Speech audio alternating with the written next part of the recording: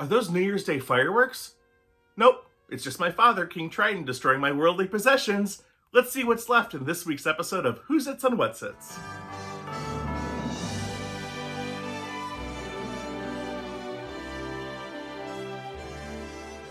Okay, Disney pin trading. It's big.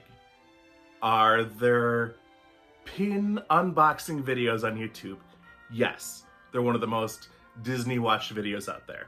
Is there a publication called Pinning Monthly or Quarterly? Yes, they're both out there, I believe so. And heck, even my Great and Big's Beautiful Tomorrow partner may or may not be a pin trader and collector herself. But here's the thing, I'm not. Pin trading has always been around the parks. Disney, of course, naturally is going to sell pins and baubles throughout their existence. But it wasn't until 1999, during the Millennium Celebration, that pin trading finally became sanctioned by the parks themselves. Disney realized that it was happening kind of behind the scenes, and they're like, well, let's join in on the fun and make it official.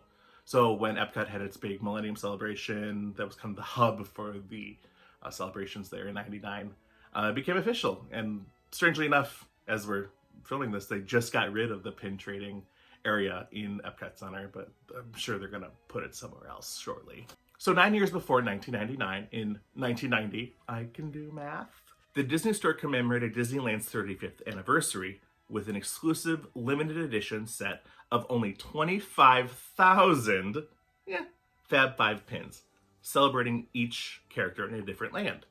Donald was in Adventureland, Goofy in Frontierland, Minnie in Fantasyland, Pluto in Tomorrowland, and Mickey Mouse strolling down Main Street, USA. Again, full disclosure, I've never gotten into pin trading. I blame it on my addictive personality. I've never gotten into Funko Pops or collecting copious amount of plush. I gotta say, I do have some plush from my childhood, and I may or may not have bought a new Stitch just this last week because I'm tardy to the party and I just realized how amazing Lilo and Stitch was. But when it comes to owning any pins, we have this set. And my mother, in her ultimate wisdom and unease in losing out on anything that was collectible, purchased two of these in the late 90s, two of these framed boxes for my brother and I. And this one in particular hung in my bedroom throughout my childhood, which was a perfectly normal thing for a little boy to have in his room. But when I started this, researching this segment for Whoosits and Whatsits, the initial idea really came from this. This is kind of a shrine in my parents' basement. It has over 20 Whoosits, Whatsits, thingamabobs, and tchotchkes from my mom and my brother and me's travels into the parks, into the shops, and it is here in our basement currently right now outside of our sewing room. And when I saw that these pins were still hanging there 27 or so years later, I wanted to dig into it, find out where they were from, and dig a little deeper into them. And I gotta say, I've had this it was in my childhood room forever, and I never took it out of the frame, which is weird because I'm a very tactile person. I was always a picker, which is strange, and also a biter. I would bite things to feel their texture. Yeah, perfectly normal thing for a kid to do. They're so beautiful and glossy, and I'm surprised looking back that I've never taken them out just to give them a little feel. It's strange, and I am someone who likes to, for lack of a better word, destroy things. So like take them out of their packaging and then like play with them a little bit, or even use those pins on a little bit of something. But it's never happened, so I'm proud of myself for keeping them in there for so long.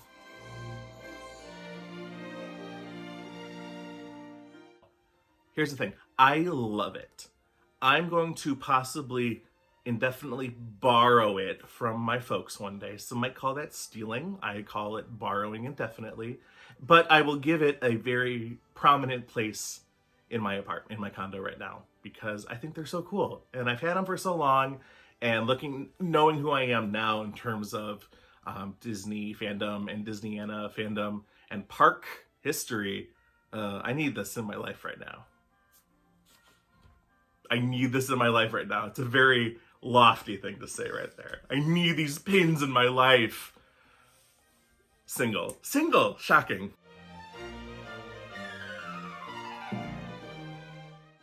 I might have just tilted my hand right now. Absolutely 100%. I'd even hang it up in my condo and have it be a conversation piece. I love it so much.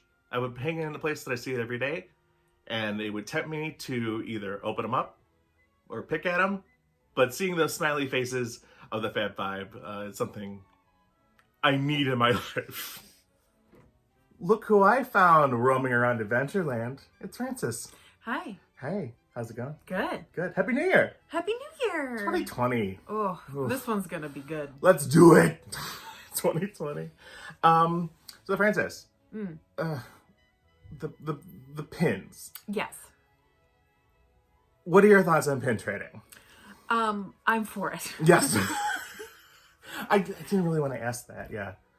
No, yeah. I'm the one out of the two of us who love, and I started just because it was something that you could kind of do for free-ish in the parks, like wink, wink, for free. Trading with cast members, and I thought that my son would like it, and we got him a Star Wars pin trading set starter kit, and we got me a villains one. Ooh. Right, obviously. And I love it, and it's gotten out of control.